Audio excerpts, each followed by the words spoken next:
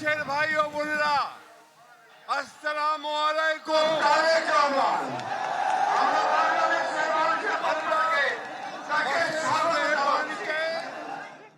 আজকে আমাদের মাঝে দীর্ঘকাল শক্তির অত্যাচারে ফিরে এসেছেন আমাদের স্বাধীনতার ঘোষক শহীদ প্রেসিডেন্ট জিয়াউর রহমানের পুত্র এবং আমাদের গণতন্ত্রের আপসহীন নেত্রী, আমাদের গণতন্ত্রের মাথা দেশনেত্রী বেগম খালেদা জিয়ার পুত্র জনাব তারেক রহমান।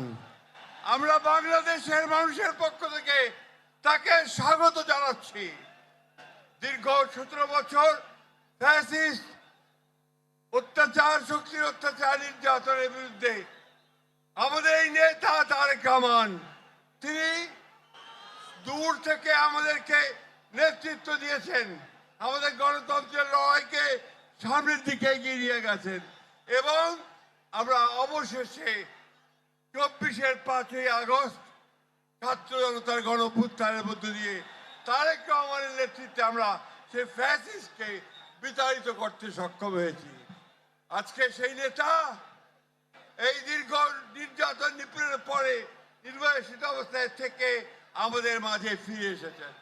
বন্ধুগণ, এই গণতন্ত্রের উত্তরণের সবচেয়ে কঠিন পথগুলো আমরা পাড়ি দিয়েছি তারেক রহমানের নেতৃত্বে।